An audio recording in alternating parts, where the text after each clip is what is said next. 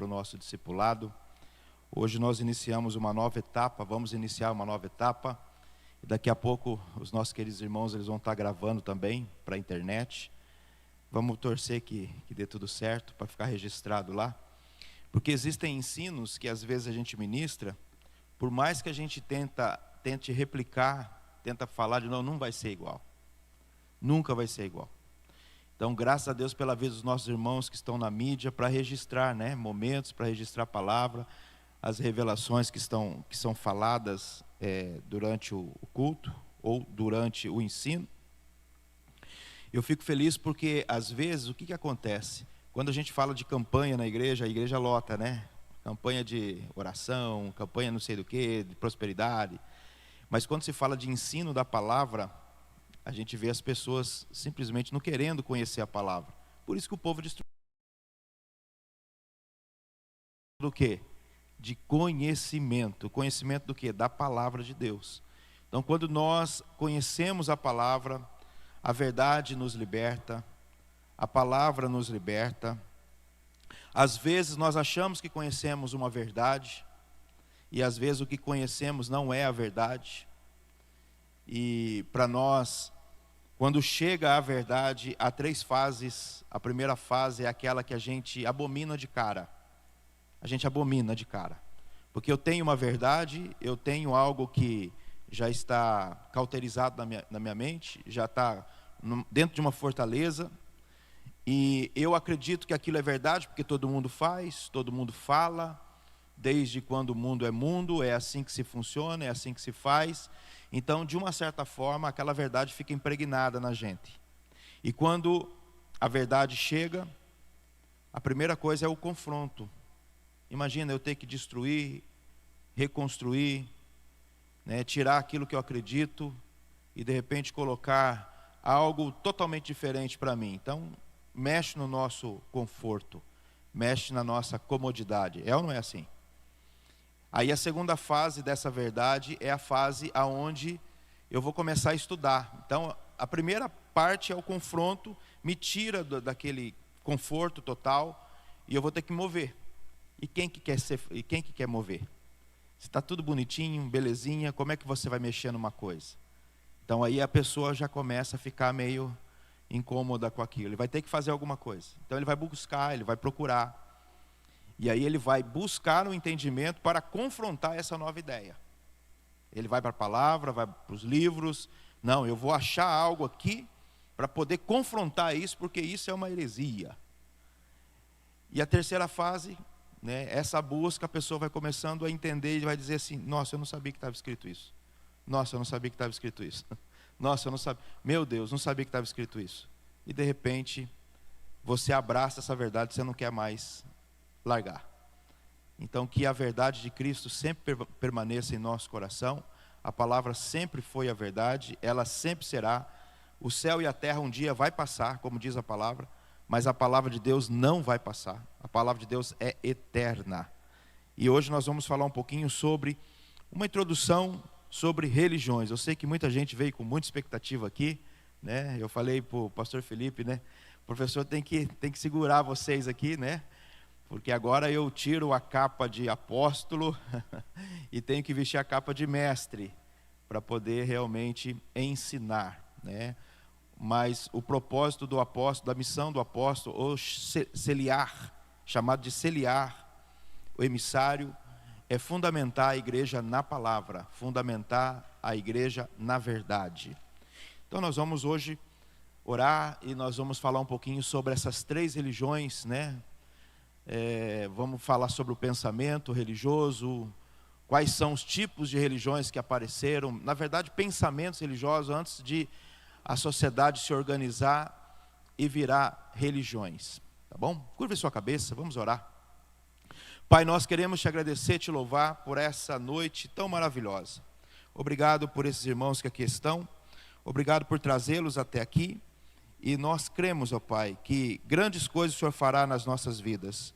Dai-me graça, sabedoria, dai-me discernimento, dai-me conhecimento, ó Pai, a sua inspiração, para que eu possa falar em Teu nome, para que eu possa pregar debaixo da tua autoridade, ensinar debaixo da autoridade do Senhor, e que as coisas que o Senhor tem escondidas para nós, o tesouro que está escondido, seja revelado às nossas vidas nessa noite, em nome de Yeshua HaMashiach. Amém e amém. Amém? Bom, quando nós olhamos aqui essas três imagens, nós olhamos as três principais religiões monoteístas do mundo.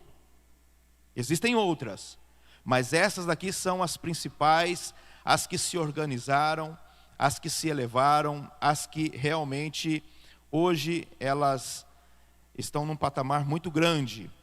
Das três, as que mais crescem no mundo. Quem você acha que mais cresce no mundo aqui das três? Islamismo. O islamismo é a religião que mais cresce no mundo hoje. O Islã é uma religião que está avançando, principalmente na Europa. Ela aplacou, assimilou o cristianismo. Lá era o berço, na verdade. E hoje o Islã tomou conta de todo o país. Só que todas elas são monoteístas. Das três monoteístas, qual é a religião monoteísta mais antiga do mundo? Monoteísta. O judaísmo. O judaísmo é a religião monoteísta mais antiga. Monoteístas que crê num único Deus. A religião judaica, ela é a religião mais antiga do mundo. E aqui a gente já começa a brincar um pouquinho com a Igreja Católica, não tirando sarro, mas quando elas vão discutir com os protestantes, porque é assim, Sabe aquela briga de irmãos dentro da escola? O cara começa a brigar com o irmãozinho um com o outro, aí de repente quando o negócio aperta, ele chama o irmão mais velho e assim por diante. Então quem tem mais tempo é o que manda mais. Então aí chegam os protestantes, em 1517 na Reforma, 1517 começa a religião protestante, que é denominada como religião cristã, que saiu do catolicismo, da Igreja Católica Apostólica Romana, e aí dizem que estão com a razão. Aí chega a Igreja Católica e fala, procura no Google, dá um Google lá. Vai ver que a Igreja Católica, o seu fundador é Jesus Cristo.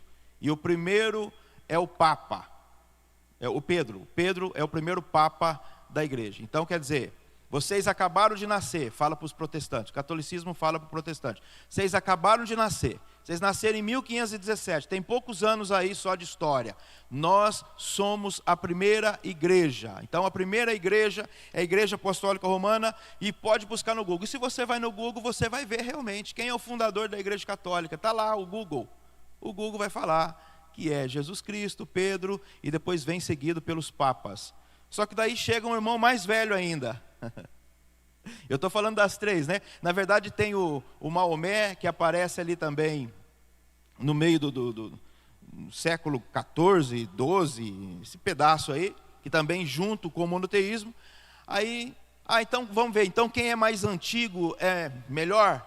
E aí chega a religião judaica, mais ou menos 3.400 anos atrás, praticado de judaísmo, não o judaísmo que temos hoje moderno, mas então se vamos falar de uma religião monoteísta, a religião mais antiga, se é por esse ponto, a religião mais antiga monoteísta, que crê no único Deus, é o judaísmo. Aqui quebra toda a conversa, porque até o Cristo que nós recebemos vem deles. Aonde está escrito isso? Romanos capítulo 9. Tudo que nós temos hoje veio deles. Será que isso é bíblico ou não? O que eu estou falando? Tem como mudar, modular, tirar isso e colocar a Bíblia aí também ou não? Dá para fazer isso ou não? Ô Thomas, dá para fazer? Tirar os slides e colocar o texto bíblico para mim? Dá? Então abra comigo em Romanos capítulo 9. Romanos capítulo 9.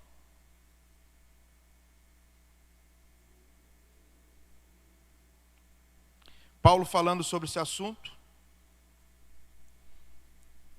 com a igreja em Roma, ele diz assim, Romanos capítulo 9, versículo 1, nós vamos até o versículo 5. Em Cristo digo a verdade, não minto, dando-me testemunho a minha consciência no Espírito Santo. Tenho grande tristeza e contínua dor no meu coração. Pode ir, até o 5. Porque eu mesmo poderia desejar ser separado de Cristo por amor dos meus irmãos, que são os meus parentes segundo a carne. Quem são os parentes de Paulo segundo a carne? Os judeus. Que são israelitas. Aqui ele responde, que são israelitas, dos quais agora preste atenção, dos israelitas é o que? Primeiro, a adoção de filhos. Quem foi adotado aí por Jesus? Você foi adotado? De onde vem essa doutrina? Dos israelitas. Segundo, a glória, vida eterna, mundo vindouro. Quem que tinha essa ideia? As Sagradas Escrituras, também veio deles. As alianças, em algumas traduções está escrito alianças aí, mas é concertos, tá? Concertos ou alianças, só a tradução que muda. As alianças, vem de quem? Qual é o único povo na terra que Deus fez uma aliança? Única nação na terra. Nenhuma outra nação Deus fez uma aliança.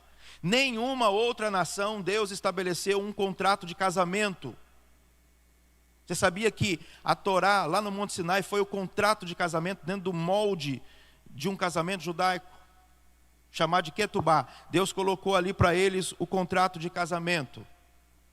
Nenhuma nação tinha uma aliança com Deus, somente o povo de Israel. Então deles também vêm as alianças. Deles também vem o quê? A Torá, a lei. Deles também vem a Torá. Deles também vem o quê? O culto. Se você sabe cultuar, da onde que vem isso? Se você cultua o único verdadeiro Deus, de quem vem isso? Dos israelitas. De quem vem as promessas? Quem crê que tem mais de 8.000 promessas nas Sagradas Escrituras? E quem crê que tem muitas promessas que vão realizar na sua vida? Da onde que vem essas promessas? Aonde que estão as maiorias das promessas proferidas? Deles, dos israelitas. Continua, versículo 5. Dos quais são os patriarcas. Os pais aqui, é óbvio que são os patriarcas. Por quê? Primeiro, o Novo Testamento está sendo confeccionado ainda aqui. Quando ele está escrevendo Romanos, não tem ainda o Novo Testamento, não tem a Brit Hadashah. Então, de que pais que eles estão falando? Eles também não estão falando dos pais da igreja. Porque os pais da igreja, o cristianismo, ele é fundado institucionalmente no ano 4º, então não é a patrística. Não é Jerônimo, não é Inácio de Antioquia, não é nenhum desse pessoal. Quem é esses pais? Abraão, Isaac, Jacó e tantos outros, Davi.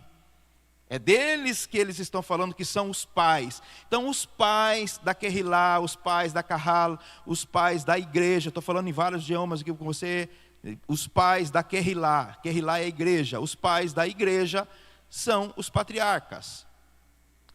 E ele diz, o qual é sobre todos, né? Dos pais, desculpa. Versículo ainda no comecinho. E dos quais é o quê? Cristo. Da onde que Cristo vem? Deles. Para quem que foi feita essa promessa? Então tudo veio deles. Tudo veio deles. Então se você foi adotado, agradeça a Israel. Se você tem Cristo no seu coração hoje, você tem uma Mashiach na sua vida, agradeça Israel. Se você tem a palavra de Deus, a Torá, agradeça Israel. Se você tem as promessas de Deus sobre a sua vida, agradeça Israel. Porque se não tivesse o povo de Israel, você não teria nada disso. Eu não teria nada disso. Nenhum de nós teríamos nada disso. Porque Deus fez uma aliança e prometeu isso através desse povo. Amém, amados? Vamos lá, Romanos capítulo 3, e nós vamos entrar um pouquinho nesse assunto do pensamento religioso. Romanos capítulo 3, versículo 10 e versículo 11. Diz a palavra do Senhor, como está escrito, não há um justo e nenhum sequer. Não há ninguém que entenda, não há ninguém que busque a Deus. Todo esse pessoal não estava buscando a Deus. A palavra justo aqui, não há nenhum justo. No contexto das Sagradas Escrituras, do Antigo Testamento, é um pessoal. Quem era justo no Antigo Testamento? Teve gente justa no Antigo Testamento, sim ou não? O que vocês acham? Teve. Mas Jesus não tinha vindo ainda. Como é que aquele povo era considerado justo? Jó era justo? A Bíblia fala isso? Fala. Simeão, aquele que pegou Jesus no colo e levantou os céus, a Bíblia chamou ele de homem justo e temente a Deus, mas Jesus não tinha nem morrido ainda. Como é que Jesus justificou a vida desse homem se Jesus não tinha morrido ainda? Então qual que era essa categoria de chamado de justo? Por que era chamado de justo? Porque eram homens que estudavam a palavra de Deus.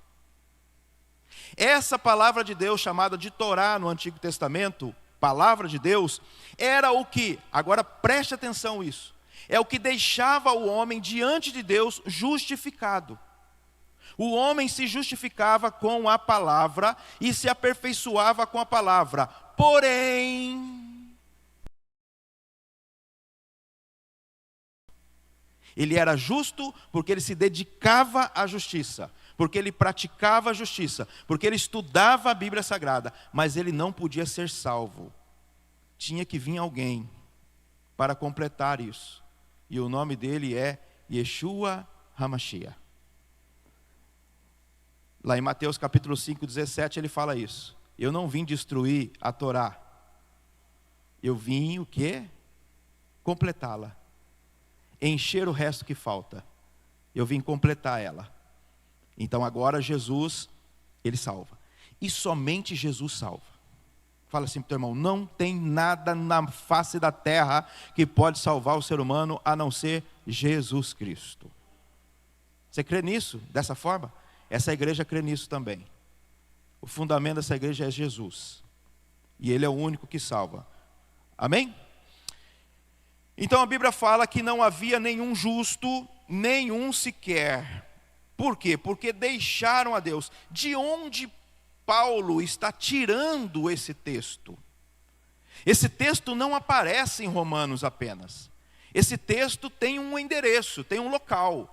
Paulo está falando daquilo que ele conhecia, daquilo que ele tinha em mãos. E o que ele tinha em mãos na época? O Tanar. O que é o Tanar? O Antigo Testamento.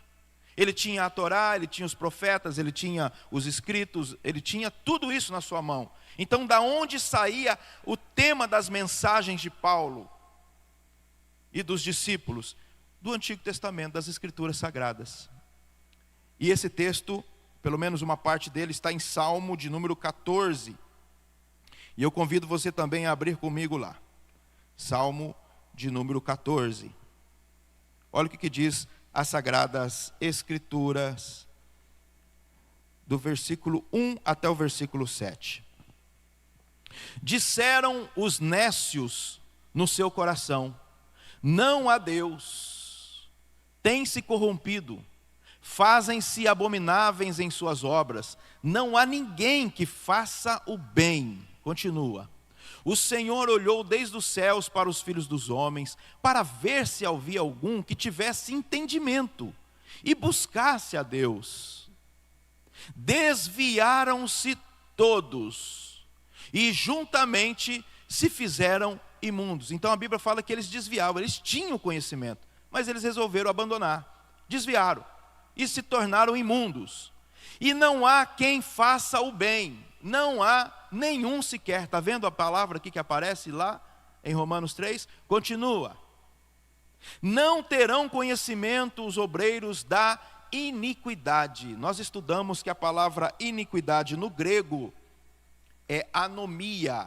Diga assim comigo, anomia.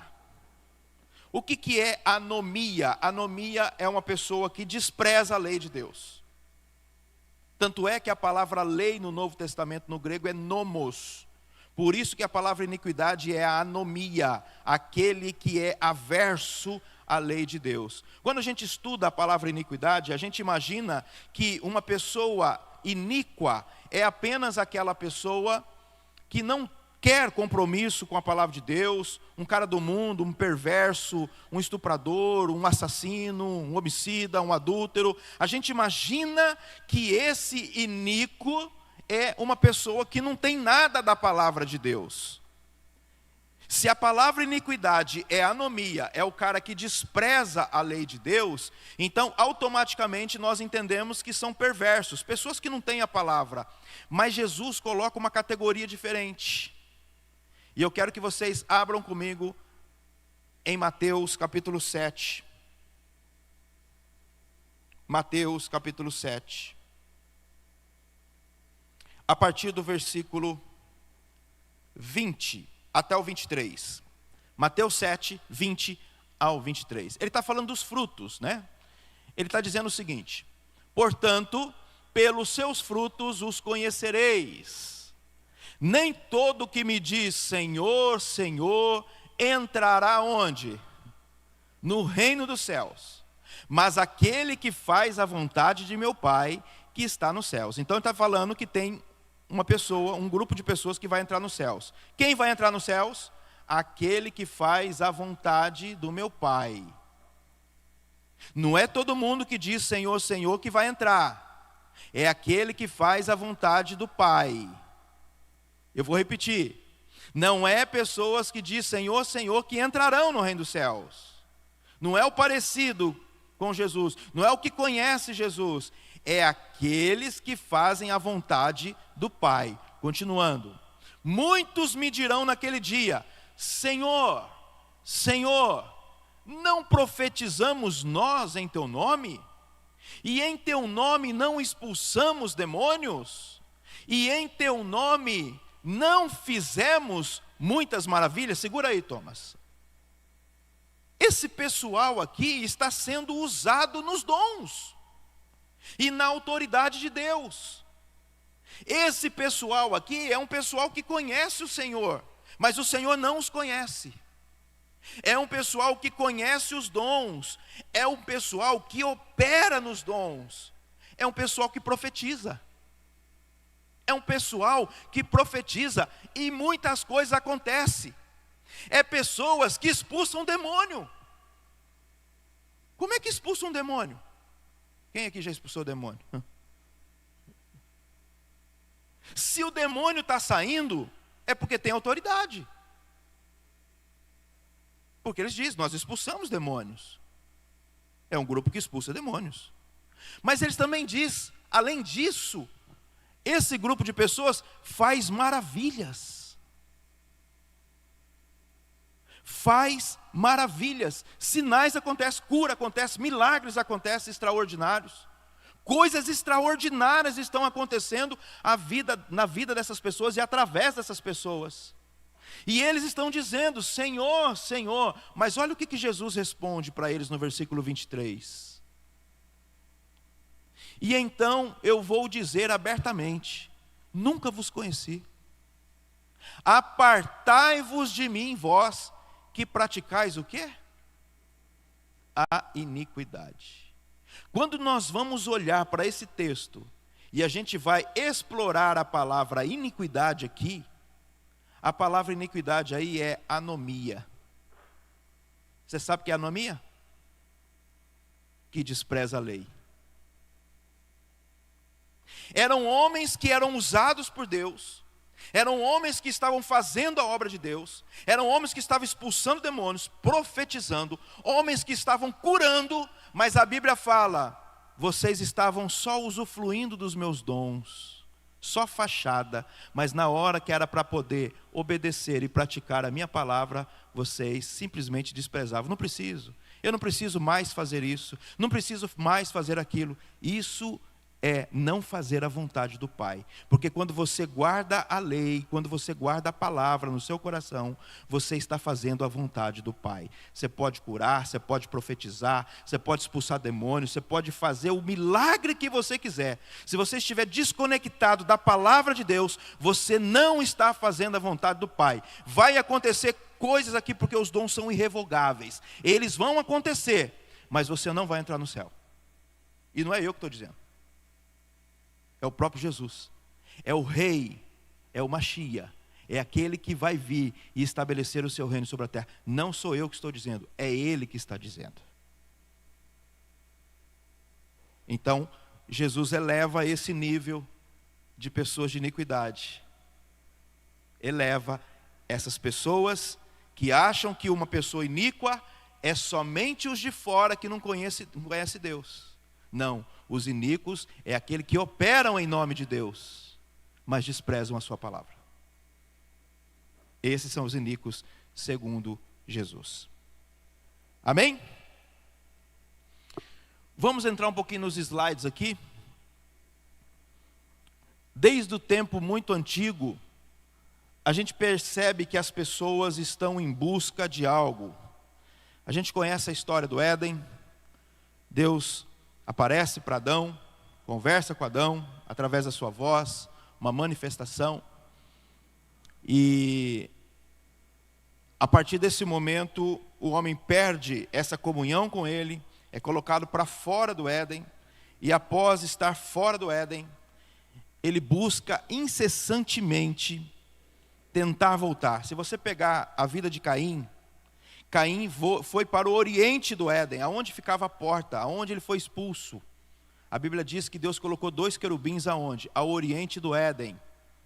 Colocou 2 querubins ao oriente do Éden. E a Bíblia fala que Caim foi para o oriente. Ele achou que ele poderia entrar. Ele achou que poderia dar um jeitinho para entrar no paraíso, né? Mas ficou lá fora. E desde então surgiu muitos pensamentos. Antes de religiões serem estabelecidas, surgiu pensamentos religiosos. E eu preparei para vocês aqui alguns slides para nós conversarmos um pouquinho sobre isso. Aqui eu coloquei as 3 principais religiões monoteístas no mundo. No centro, Jerusalém.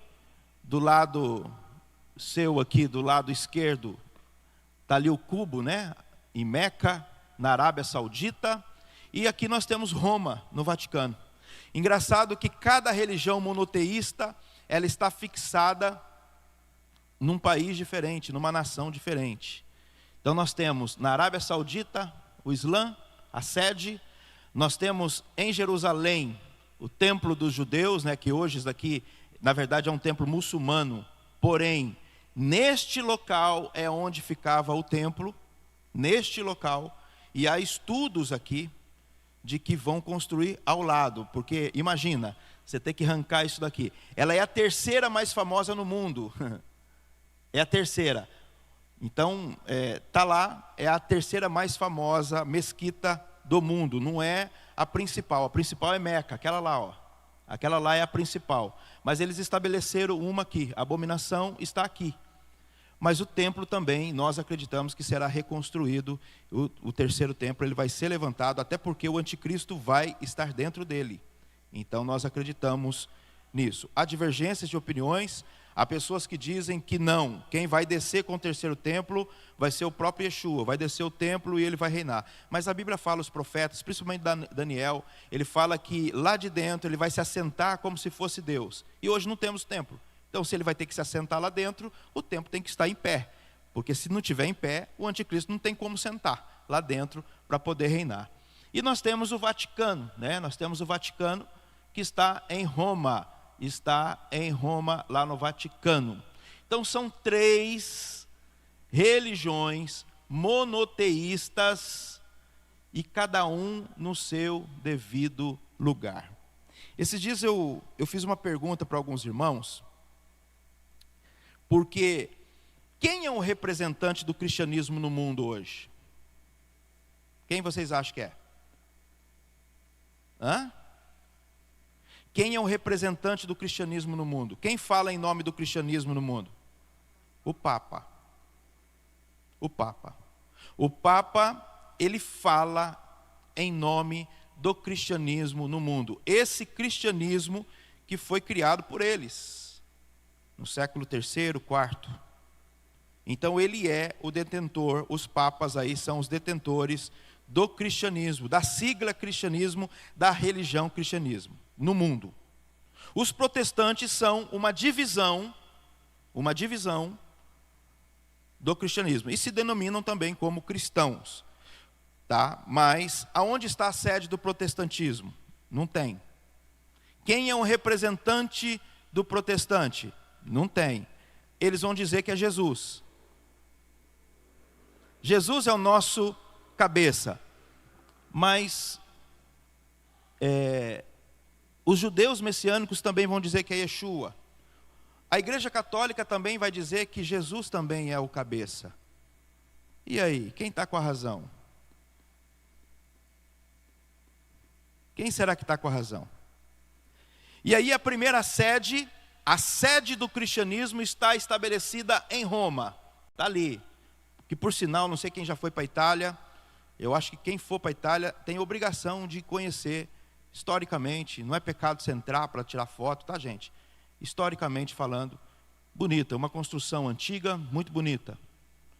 Nós já estivemos em Israel, neste local. Hoje não tem o templo, mas tem o que sobrou, o resto, e cremos que um dia também vai restabelecer. Então nós temos aqui as 3 religiões do mundo: o Islã na Arábia Saudita, o cristianismo em Roma, no Vaticano, e Jerusalém, o templo que está ali. Vamos colocar a igreja protestante e a igreja católica e o judaísmo que espera pelo Mashiach. E principalmente o judaísmo nazareno que espera por Jesus, o Mashiach. Quando Jesus voltar na sua glória, qual lugar será que ele vai assumir? Que lugar você acha que ele vai assumir? Porque a Bíblia diz que ele vai voltar, não vai? Sim ou não? Sua Bíblia fala isso? Ele vai voltar. Jesus, ele vai praticar uma religião. Porque ele é o rei de Israel. Zacarias 14 fala sobre isso. Então ele vai voltar, e já que tem uma sede, ele precisa descer num lugar. Será que ele vai descer na Arábia? Dentro daquele cubo? Seria massa, hein? Da hora, hein? Imagina, Jesus descer dentro do cubo, aparecer lá para eles. Será que ele vai descer em Roma, no Vaticano? Vou assumir a religião agora, obrigado por falar em meu nome.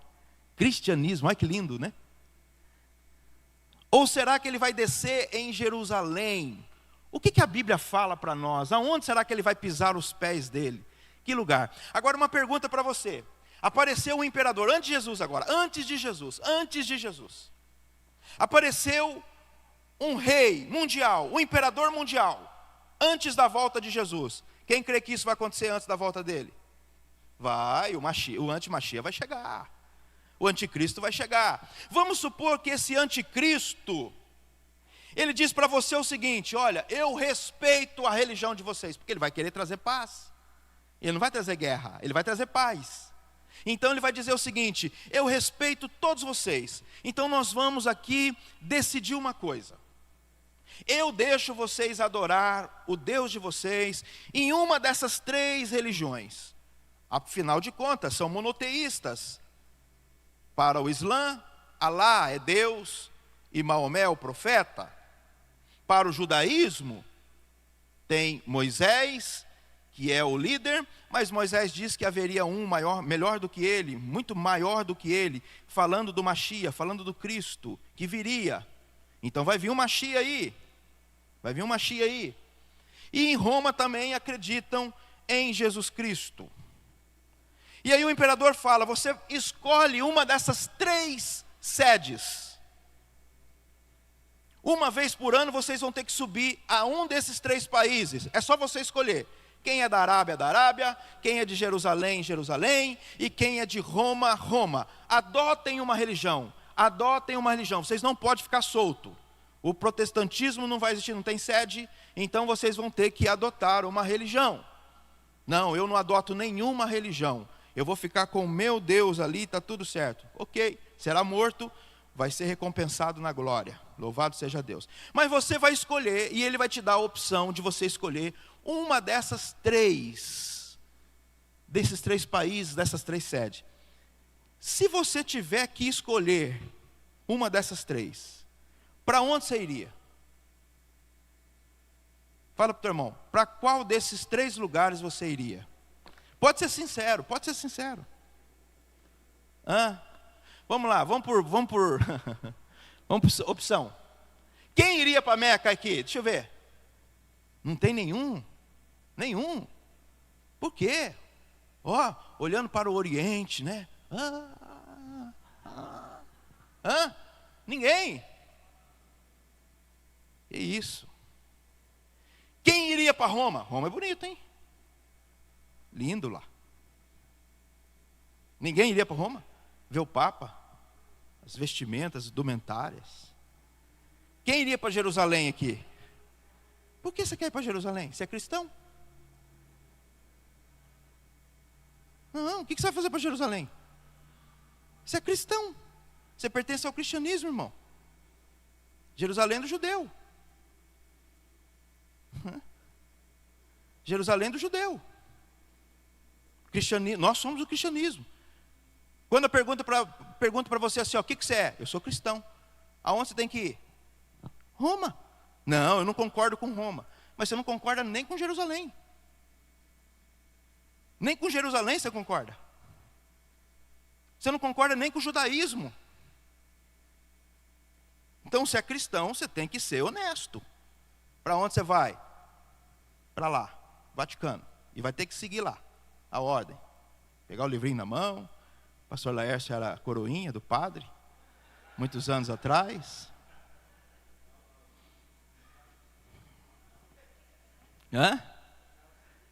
Tocar sininho. Você foi, né, Alisson?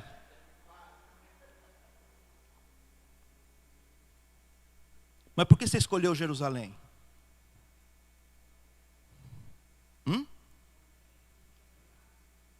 Não, não é por causa disso.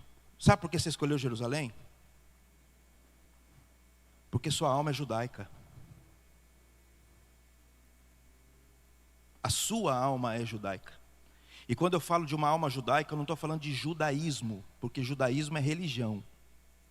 Eu estou falando de uma alma judaica. Por que você está escolhendo Jerusalém? Sabe por quê? Porque a Bíblia fala que o pé do nosso Machia, do Cristo, que é proferido pelos profetas judeus, vai pisar no Monte das Oliveiras. O Monte das Oliveiras é aonde? De frente com Jerusalém. É porque ele vai reinar lá. A Bíblia não fala nada sobre Roma. A Bíblia não fala nada sobre Vaticano. Mas você vai encontrar muitas passagens que ele vai reedificar Jerusalém, que ele vai pisar no Monte das Oliveiras, e de lá de Sião, de Jerusalém, que ele vai reinar. E você quer estar onde o Cristo está, é ou não é? Você quer estar aonde o Machia vai estar, não é isso? E aonde ele vai estar? Jerusalém. A nossa vida é Jerusalém. A nossa vida não é Roma, a nossa vida não é Meca, não é Arábia Saudita. A nossa vida é o Machia das Escrituras Sagradas. E é lá que ele vai estar, e é lá que nós vamos estar juntos. E o que você acha que ele vai praticar? Você acha que ele vai praticar o cristianismo, irmão? Ele vai praticar o que ele conhece, do povo dele, dos irmãos dele. Por que eu sei disso? Porque ele é rei ou não é rei? Jesus é rei? É ou não é? A Bíblia diz, ele é o rei dos... Muito prazer, seus reis. Ele é o rei dos reis. Ele é o Senhor dos senhores. Ele é rei. Mas para ser rei, precisa de regras. E quem dá a regra? A constituição do reino. Não é qualquer um que é rei em Jerusalém. Não é qualquer um que é rei lá em Jerusalém. Vamos voltar de novo? Deus está levando para todo lado. Deuteronômio 17. Deuteronômio capítulo 17. Versículo 14 até o versículo 20.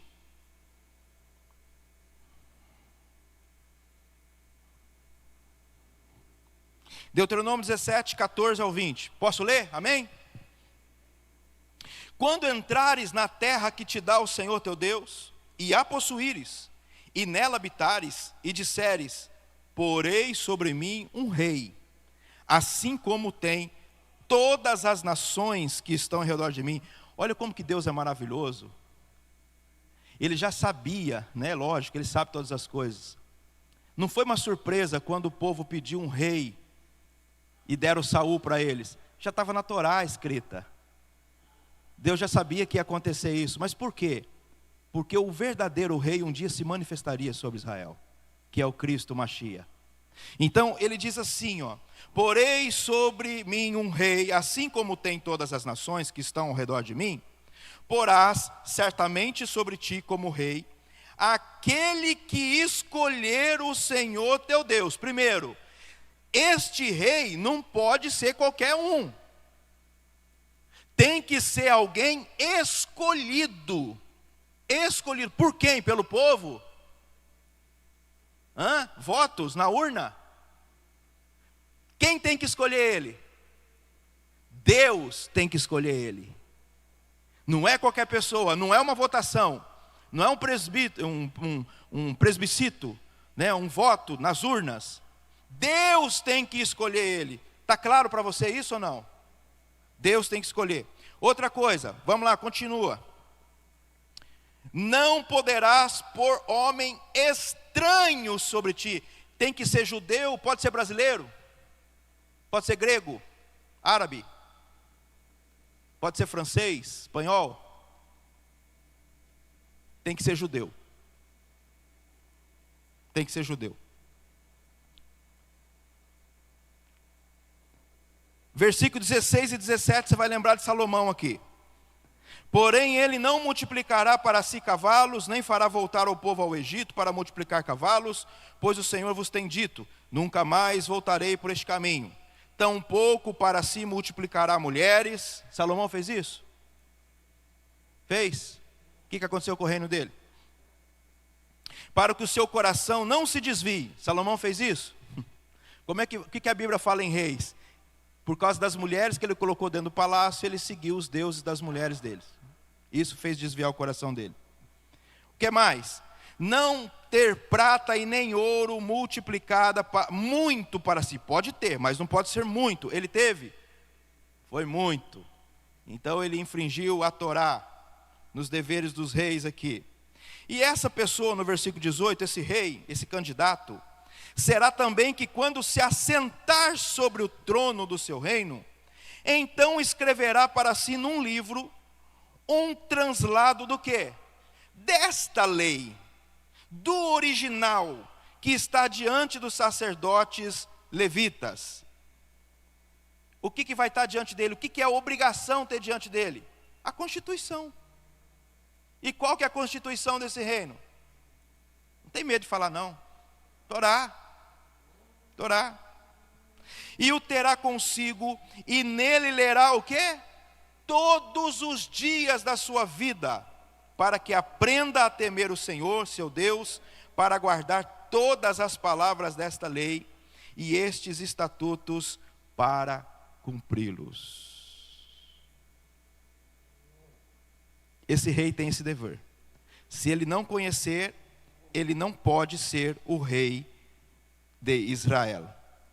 Mas o bom é que Yeshua não só conhece, ele é a própria Torá viva. Ele é a Torá que se fez carne e habitou entre nós. Então ele vai julgar conforme a Torá, porque ele é a Torá. Ele não precisa ler, ele é a Torá. Tudo que rola nele, se ele é a lei encarnada, o verbo que se faz carne, então a lei é ele e ele é a lei. Não tem como desconectar isso. Mas ele tem que ser escolhido, não tem? Vai lá comigo, Jeremias capítulo 33. O profeta aqui vai dizer algo para nós. Jeremias 33. Versículo 14 até o 18. Eis que vem dias, diz o Senhor, em que cumprirei a boa palavra, que falei à casa de Israel e à casa de Judá. Porque aqui as nações já estão divididas, tá? As tribos já estão divididas. Casa de Israel, casa de Judá. Reino do norte, reino do sul. Naqueles dias e naquele tempo, farei brotar a Davi um renovo de justiça, e ele fará juízo e justiça na terra. Naqueles dias, Judá será salvo, e Jerusalém habitará seguramente. E este é o nome com o qual Deus o chamará: o Senhor é a nossa justiça. Judá foi salvo quando ele veio? O que vocês acham? Jerusalém estava segura quando ele estava ou não? Não. Então esse texto não fala da primeira vinda dele. Esse texto está falando da segunda vinda do Mashiach. Da segunda vinda do Mashiach. Porque Judá não foi salva ainda. E a Bíblia fala que ela não está segura, porque o Império Romano estava dominando e matando muitos judeus na época, não estava segura. O imperador Adriano, no ano 135, depois de Cristo, expulsou todos os judeus da sua terra. Fizeram uma diáspora muito grande. Então não estava seguro. Não está falando sobre isso, porque o Mashiach vem restaurar, e aqui não tem nada restaurado. Continuando. Não vai faltar, versículo 17. Assim diz o Senhor: nunca faltará a Davi homem que se assente sobre o trono da onde? Da casa de Israel. E nem aos sacerdotes levíticos faltará homem diante de mim, que ofereça holocausto, queime oferta de alimentos e faça sacrifício todos os dias. Ele está dizendo, não vai faltar descendente no trono de Davi. Deus escolheu o reino de Davi para ser eterno. A pergunta que eu faço para você: o reino de Davi era um reino físico ou um reino simbólico? Então essa promessa não pode ser espiritual. Essa promessa não pode ser simbólica. Existia um trono, existia um reino davídico. Todo mundo conhece o reino de Davi. Nós estivemos lá, vimos a cidade de Davi. A arqueologia mostra onde foi. E está em ruínas. Mas em Atos 15 diz que ele vai levantar o tabernáculo de Davi, o reino de Davi que está caído. Quem vai levantar o reino de Davi que está caído? O Mashiach, Jesus. E se ele vai ter que levantar o tabernáculo de Davi, aonde ele vai reinar? Agora, será que esse Mashiach, esse Jesus, é o escolhido para sentar nesse trono? Será que é ele? Vamos ver o que a Bíblia diz para nós, Lucas capítulo 1. Lucas capítulo 1. Versículo 30 até o 33. Olha o que diz a Bíblia. Lucas capítulo 1, verso 30 ao 33.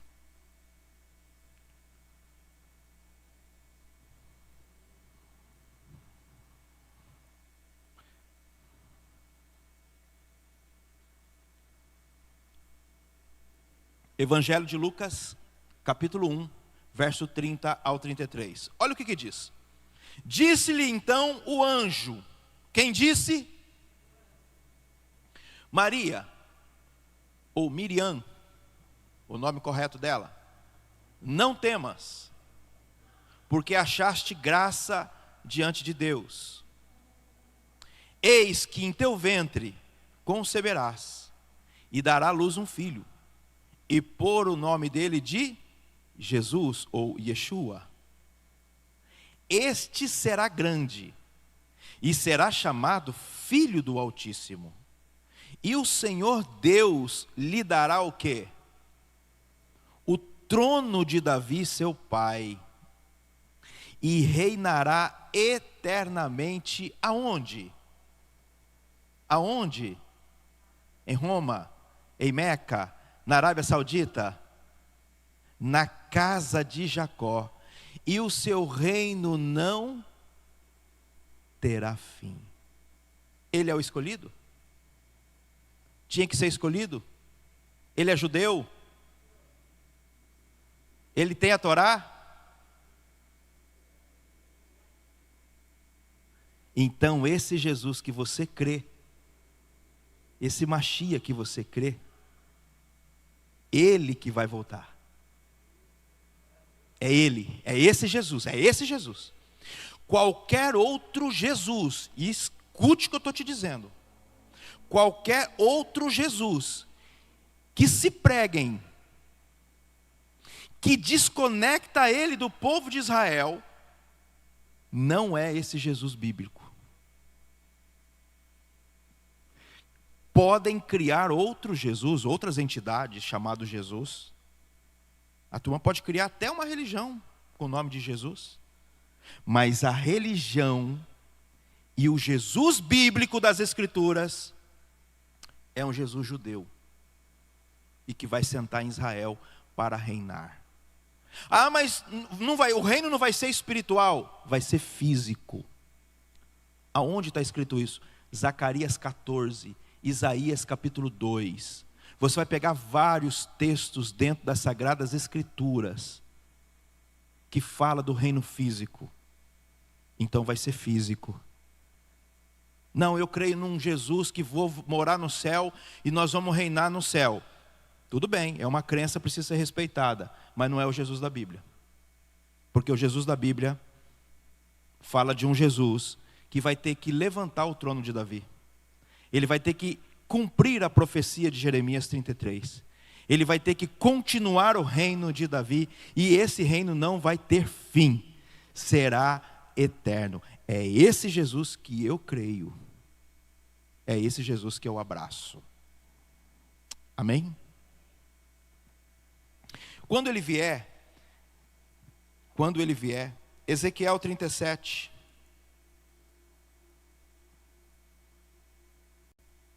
versículo 15. Diz a palavra. Ezequiel 37, 15. E vou continuar aqui. E veio a mim a palavra do Senhor dizendo: Tu, pois, ó filho do homem, toma um pedaço de madeira e escreve nele por Judá e pelos filhos de Israel, as tribos divididas. Porque Davi reinou sobre as 12 tribos. E depois de Roboão, as tribos separaram e se perderam depois dos cativeiros. E a promessa é que o Machia reúna essas tribos e reine sobre todas elas, assim como era o reino de Davi.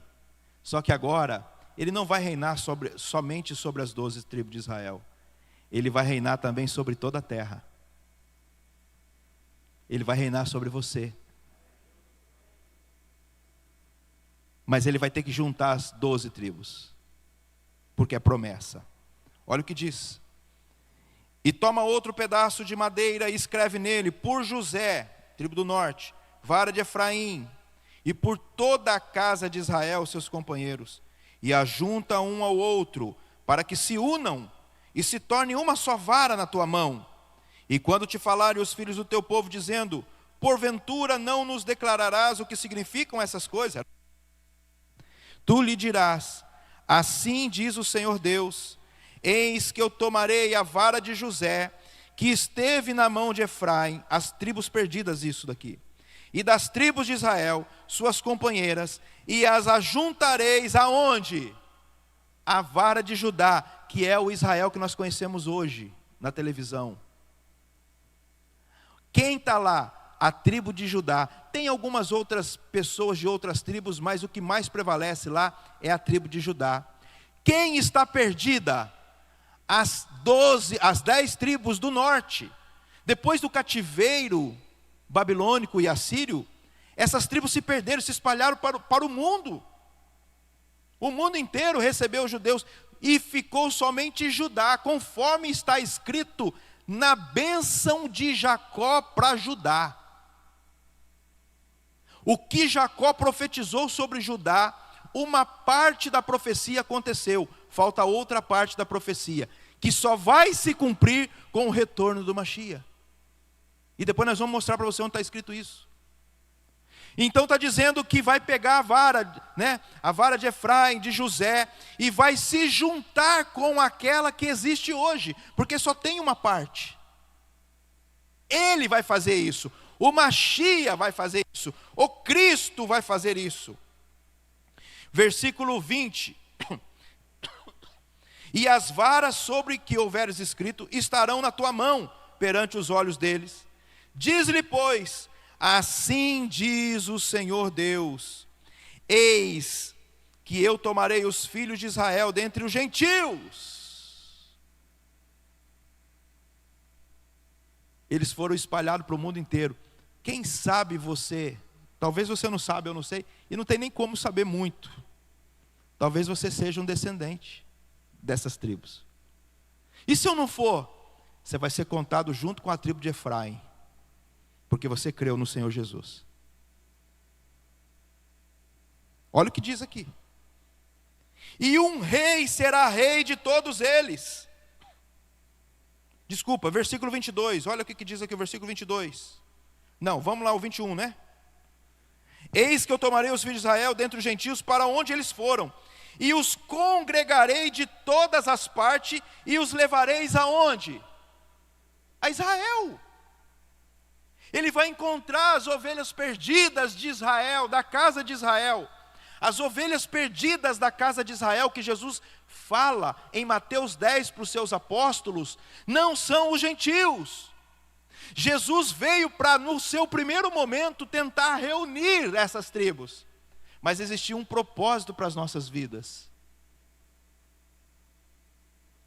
Inclusive ele diz o seguinte para os seus apóstolos, Mateus 10, depois você lê lá: não vão pelo caminho dos samaritanos e nem pelo caminho dos gentios. Antes, permaneçam aqui e vão procurar as ovelhas perdidas da casa de Israel. A quem que ele está mandando procurar? As tribos do norte, que estava perdida depois do cativeiro, mas não encontraram. Então chega em Jerusalém, no 40 dias depois da sua ressurreição, aí ele dá uma ordem, porque o Espírito Santo vem agora e começa uma restauração pelo mundo. Vão, anuncie o Evangelho a todos os lugares da terra, até os confins da terra. Brasil é confins da terra. Vão em busca, porque eles se espalharam, eles estão perdidos, mas nós fomos encontrados. Você foi encontrado por Jesus. Se você está aqui, porque você foi encontrado pelo Mashiach. Independente de onde você vem de alguma tribo, uma mistura lá atrás, ou se você era um gentil, ambos, porque em Amós capítulo 9 fala que os gentios também seriam chamados, e você foi chamado para estar dentro deste reino do Mashiach. Aleluia. 22. E farei deles uma nação na terra. Aonde que vai ser essa nação, gente? Nos montes de Israel. E um rei será rei de todos eles. E nunca mais serão duas nações. Nunca mais para o futuro se dividirão em dois reinos. Ele está falando, nunca mais haverá divisão. Nunca mais se contaminarão com seus ídolos, nem com as suas abominações, nem com as suas transgressões. E os livrarei de todas as suas habitações em que pecaram, e os purificarei. Assim eles serão o meu povo, e eu serei o seu Deus. Versículo 24. E meu servo Davi. Opa, temos um problema sério aqui. Será rei sobre eles. Como assim? Como que o servo Davi vai ser rei sobre eles se morreu?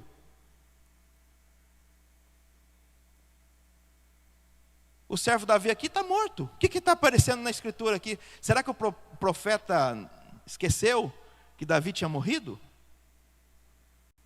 Será que veio alguma coisa na vida dele ali que ele falou assim, nossa, esqueci, cometeu uma gafe. Igual as pregações que a gente comete umas gafes. Que a gente fala que Moisés entrou na arca, ou Noé abriu o mar vermelho. Será que ele cometeu essa gafe?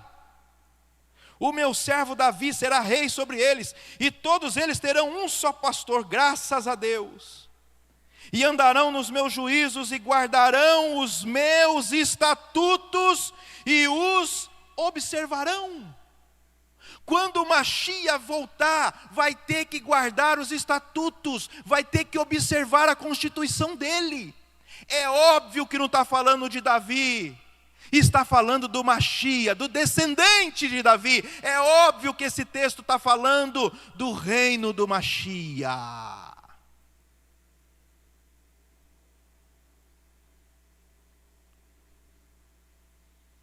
25. Habitarão na terra que eu dei a meu servo Jacó, em que habitaram os vossos pais. Habitarão nela, eles, seus filhos, os filhos de seus filhos, para sempre. E Davi, meu servo, será seu príncipe eternamente. Ué, esse Davi não morre, não? Como que ele pode ser um príncipe eternamente? Porque não está falando do Davi. Está falando de quem? Do descendente de Davi. O homem mais notável, não é? Ele ama a justiça, odeia a iniquidade. É esse descendente de Davi que vai reinar eternamente. É esse descendente.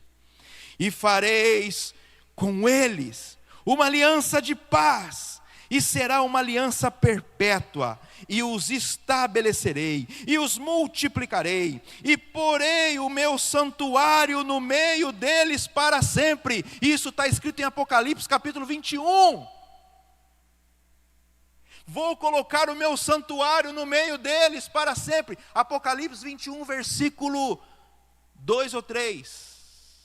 Esse santuário vai ser estabelecido na terra, no meio deles, para sempre. Então não pode ser esses dois santuários que foram derrubados, porque esses não cumprem a profecia. Não cumpre. O primeiro templo que foi levantado não pode ser, porque não é para sempre. Caiu. Nabucodonosor entrou lá, a Babilônia destruiu, então não pode ser o primeiro. Também não pode ser o segundo, porque foi destruído no ano 70. Então não é desse templo que ele está falando, não é desse tabernáculo que ele está falando. Qual tabernáculo? É o tabernáculo que ele vai trazer, que ele vai edificar. E é o terceiro templo, para sempre, e ninguém nunca mais vai destruir. Ninguém nunca mais vai destruir. E eu serei o seu Deus, e eles serão o meu povo, e os gentios saberão que eu sou o Senhor, que santifico a Israel, ou separo a Israel, quando estiver o meu santuário no meio deles para sempre. Quando ele estabelecer, ele vai separar Israel para sempre e reinará eternamente.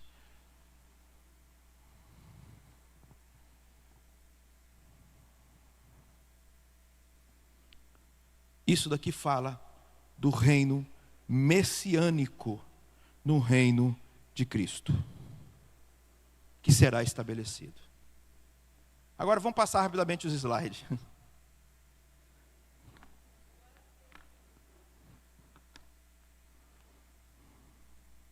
Eu tinha que dar essa pincelada. Que horas são? 8h13. 7. Mais 20, 30 minutos, tá bom? Para liberar vocês. Vamos lá. Vamos aos slides aqui. Pode passar. Bom, isso aqui são ossários, né? São aí ossos encontrados. Desapareceu, mas foi encontrado de novo, né? Demorou para encontrar, mas está aqui. Isso aqui são ossos que foram encontrados. Arqueologia, né? Gente, a gente tem que tomar muito cuidado, porque assim, ó, eles dizem que esses ossos são de 60 mil anos, tá? A Terra tem 6 mil anos. Mas eu não vou discutir esse assunto, porque assim, se eles querem falar que tem 60 mil anos, tá bom. Eu posso até entrar na deles, desde que eles aceitem que os 3 primeiros dias da criação, que não tinha o sol e nem a lua, então não tinha tempo ali, né? Tinha dia, mas não era rotação, porque todos nós sabemos que a Terra gira em torno do quê? E o sol marca um tempo, quantos dias? 365 dias. Se o sol foi criado no quarto dia, então como é que foi os 3 primeiros dias? Se não tinha sol, se não tinha lua. Então, os estudiosos vão dizer que esses 3 primeiros dias podem ser dias grandiosos. Mas não é martelo batido, tá? Porque teve noite e dia. Só que essa noite e dia não sabemos o tempo que foi. Não dá para saber tempo. Os 3 primeiros dias da criação não dá para você saber se foi um tempo de 24 horas ou se foi um tempo de 1000 anos. Não dá para saber. Não dá para saber. Porque não tinha sol. Nós sabemos que começou e terminou. Mas nós não sabemos quanto tempo durou. Então, se eles querem entrar nessa questão de 60 mil, porque a arqueologia prova que é 60 mil anos, eu falei, tá bom. Então, Deus vem antes de tudo isso daí. Porque está lá, nós temos base bíblica para debater com esse pessoal também. Tá? Então, foi encontrado esses ossos. Esses ossos, não dá para ver direito, mas assim, estão com as mãos amarradas, os pés amarrados. É como se ele estivesse sendo castigado, recebendo uma punição depois da morte. Então eles acreditam, o pensamento é que existia alguma coisa depois da morte. Pode passar, pode passando. São vários slides. Aqui, ó, esses dois aqui, é como se eles estivessem juntinhos, no sentido de que, ó, lá na eternidade nós vamos estar juntos. Né? Morreram juntinho, ó, não é nem até que a morte os separe, né? Na eternidade estamos juntos. Está aqui. Continua. Aqui encontrou cheio de joias, está vendo? E era comum nas civilizações enterrar o rei e um servo junto. Vocês sabiam disso? Existia muito isso. A pessoa morria, o rei morria. E aí se fazia tirava sorte para quem ia com o rei para morrer com ele. Os caras estavam vivos, o rei morreu. E aí todo mundo falou assim, ó, quem quer ser o servo do rei na eternidade? Todo mundo levantava a mão. E eles estavam levantando a mão para morrer. Eles estavam levantando a mão para morrer, para ir junto com ele. E junto com esse rei ia, tá vendo? Ia correntes, pedras preciosas, ouro, porque ia levar junto. E o servo que tinha que ir com ele para ajudar ele a cuidar disso. Então você vê o pensamento religioso que existe vida após morte. E tinha gente que, eu vi um filme, os Vikings, quem aqui assistiu os Vikings? Tem uma parte lá, um momento, o pastor Lucas assistiu, Lucas? Quando a mulher, a Lagertha, lembra da Lagertha? Ficou famosa, tal, era uma guerreira lá. E todo mundo gostava dela. E aí ela morreu na guerra, e aí queriam ver quem que seria a serva para ir junto com ela, pós-morte. E aí soltaram uma pombinha lá, um corvo, não sei, e aquele corvo em cima da cabeça de alguém que caísse, era escolhida para morrer, para ir com ela. E aí chegou numa menina de 13 anos, de 10 anos, e aquela menina começa a chorar, não porque ela foi escolhida para morrer, ela foi escolhida porque é um privilégio para ela morrer para acompanhar o rei. Olha, isso tudo pensamento religioso. E você, morreria pelo rei? Você morreria pelo seu Deus? Pela sua fé, por esse Mashiach que nos deu tudo? E se um dia apertar as coisas, será que você vai deixar matar você e não negar a fé? E isso já havia nessas culturas. Pode continuar. Olha lá, numa forma fetal, né? Do jeito que veio ao mundo, estou indo da forma como eu entrei, eu estou partindo também, porque é assim que eu devo vir. E geralmente era tudo virado para o lado oeste. Pode passar. Está vendo? Mais um osso aqui, um cadáver enterrado para o lado oeste, aonde o sol se punha. Pode ir. Está vendo ali aquele buraco ali em cima? Tem um buraco ali em cima, tem outro buraco. Era feito propositalmente, porque eles achavam que a alma saía para passear. Isso aqui é chamado buraco da alma. Tem outros, pode passar mais. Olha lá, o buraco da alma. Olha lá, está vendo? Tudo virado para o lado oeste. Esses buracos, tudo virado para o lado oeste, porque eles acreditavam que a alma da pessoa passeava. Né? Mundo espiritual. Continua. Ali. várias tumbas foram encontradas dessa forma, com esse buraco da alma. Ela dava uma passeadinha, tá vendo? Saía. Pode passar. E aí, existem teorias, né, a respeito do pensamento religioso. E elas dividem em 3. O secularismo, que a realidade é física, não existe mais nada, morreu, acabou, é tudo aqui. Existe o animismo, né? O que é o animismo? Todas as coisas são animadas por uma alma, ou seja, a árvore é uma alma, o cachorro é uma alma, tudo é uma alma, tudo é regido por espíritos. Aonde você vai encontrar muito isso? Em filmes, em desenhos, aonde o gatinho conversa, aonde o coelhinho lá da Alice do País das Maravilhas, ele fala, né, com a Alice e vai conversando, e é um coelho sábio. Então é como se ele fosse uma divindade mesmo, falando com a Alice. Isso chama-se animismo. Tartaruga ninja, né? As tartarugas têm vida, o rato lá, enfim. Eles pegam animais e criam neles como se fosse um ser humano. Isso é animismo, tudo é espiritual, tudo é espiritual. Pode continuar. Então eles acreditavam muito, né, que o mundo na época era mágico, então tinha magia. Inclusive o Robinho mandou para mim, né, Robinho? Eu já tinha visto aquele vídeo lá, mas ele mandou. Aquilo lá já é voodoo, já é uma feitiçaria, bruxaria muito grande, onde eles pegam um pedaço de pau, e não tem nenhum lá, e eles fazem um ritual, e esse ritual e aquele pau começa a dançar, sem ninguém embaixo. Pura magia. Demônio. Demônio. Na África tem muito. Os caras levitam na África. Tudo questão de bruxaria, demônios. Então acreditavam nessa questão espiritual. Pode continuar. É que o mundo era mágico. Está aqui, ó. Eles queriam controlar a magia e assim por diante. Pode ir passando. Está vendo? Tudo isso daí, fazendo rituais para querer controlar essa magia, copiando a natureza. Está vendo? Geralmente tribais. Isso era tudo pensamento religioso na época, até se formar as religiões. Pode passar. Pode passar. Está vendo?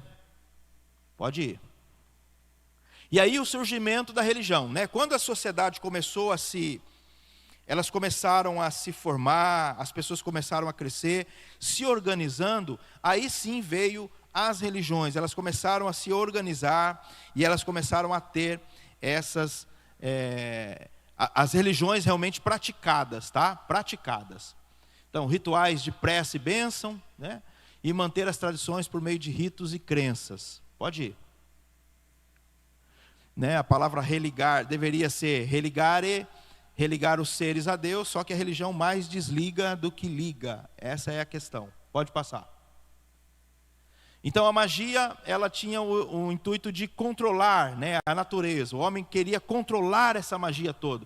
Enquanto a religião, ela pedia ou implorava por bênçãos materiais, tal. Tudo isso era pensamento, tá, gente? Pré-religião. Pode continuar. A ciência, então, ela começou a aparecer muito com a magia. Por isso que eu digo, eu acredito que a ciência, ela tem muita coisa de magia. De magia, na ciência. Porque ambos têm a mesma missão, a tentativa de controlar as forças da natureza.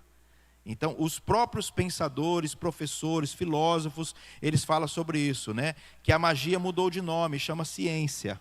Então ela está sendo totalmente vestida, sabe, tudo um modelo novo, uma veste nova, um pensamento novo, rótulos novos, mas que já tinha algo por trás envolvido nisso tudo. Então não é só ciência, existe muitas coisas no meio aí. Pode passar.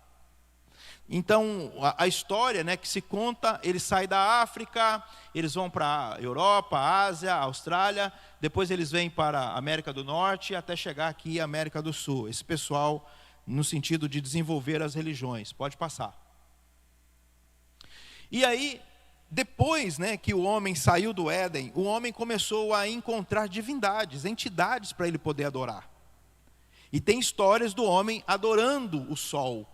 Por quê? Porque o sol era luz, era vida, vitalidade. Inclusive você encontra na própria Sagradas Escrituras adorando o Deus Sol, né, e outros deuses, várias divindades, querendo levantar alguém sobre ele para poder adorar. Então, adoraram, né, as primeiras divindades no sentido de idolatria mesmo. O sol, pode passar. O fogo, né, porque o fogo ele transformava os alimentos, alimentava o ser humano. Olha o fogo aqui, eu me alimento com ele. Ele me protege, né, dos animais. Ele também traz luz na escuridão. Então eles começam a adorar aquilo que o fogo causa, aquilo que o sol causa para eles. Também efeitos, pode passar. Pode continuar. A pedra, porque a pedra, de uma certa forma, defendia eles faziam ferramentas e ajudava ele nas construções e também defender. Então eles colocavam a fé deles nessas coisas. Eles iam colocando a fé deles nessas coisas. Pode continuar. Nas forças da natureza, né, das tempestades, dos raios. E conforme uma coisa era melhor do que a outra, eles trocavam aquela divindade e ia para outra divindade mais forte. Essa daqui é mais forte que aquela lá. Então eles ficavam transicionando até encontrar algo para poder adorar. Isso aqui é um ritual de uma tribo que eles, na verdade, eles ficavam caçando um urso, porque eles achavam que o urso era uma divindade. E esse urso, na verdade, era um ser sagrado. E esse urso, no sentido, eles matavam o urso, caçavam o urso. Antes eles pediam perdão, caçavam o urso e comiam da carne do urso para poder se fortalecer. Então era a divindade se sacrificando para poder alimentar eles, né? Então a gente vê o pensamento religioso hoje, né? Comemos da carne e do sangue de Cristo, tá vendo? Aonde os pensamentos eles começam a vir, pensamento religioso de coisas muito antigas, não são coisas reais, não é coisa agora, é coisa muito antiga, já vinha com esse pensamento. Então, aí também vem as lendas, né? Que essas pessoas que comiam da carne do urso, virava lá o lobisomem, o lobo mau, na lua cheia. Quem já viu muitas histórias aí? Então os caras se alimentavam, então agora a divindade estava nele, e ele virava aquela divindade, tinha força para defender. Tudo isso foi criando como pensamento religioso, pode continuar. E aí isso influenciou, né?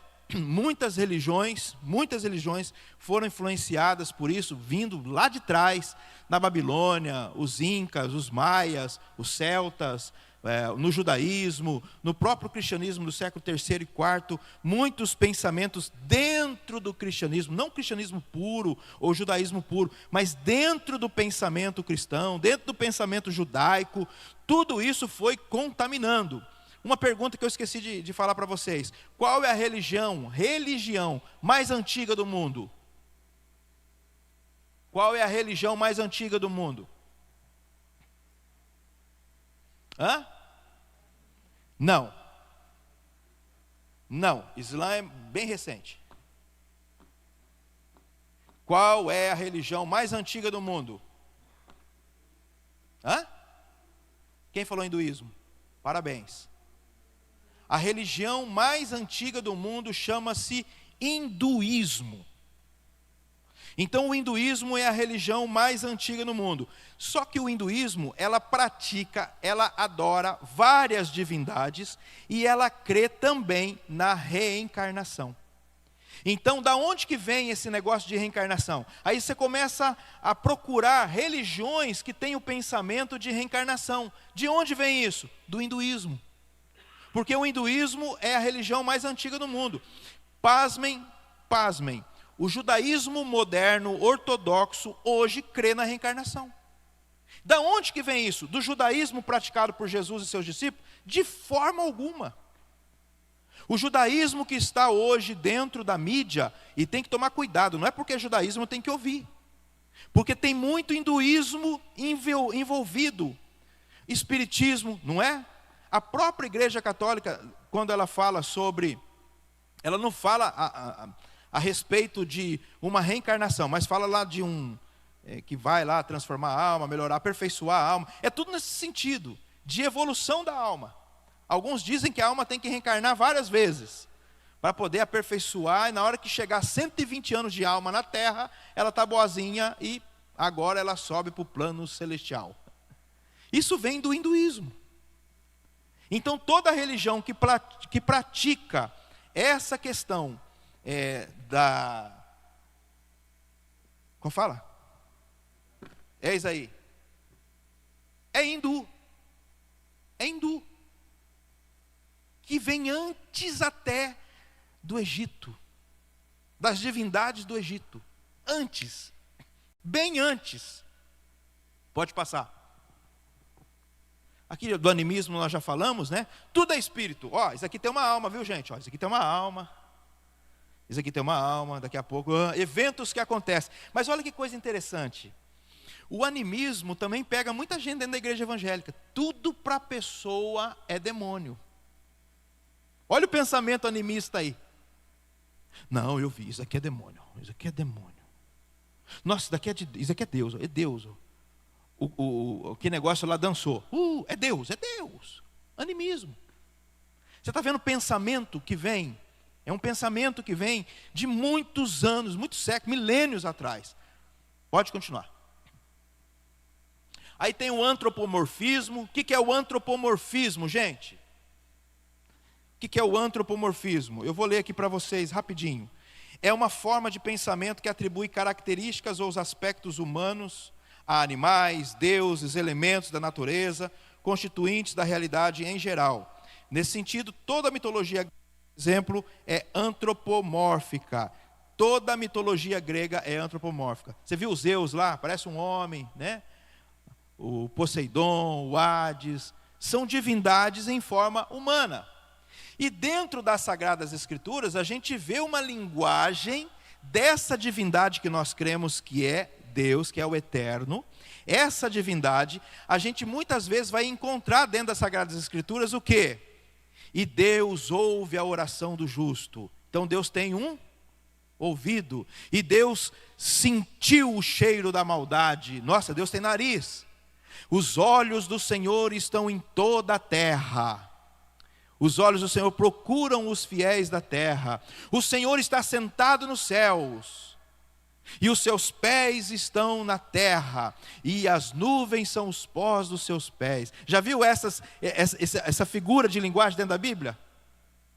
O braço do Senhor. O Senhor falou e diz: a boca do Senhor não mente.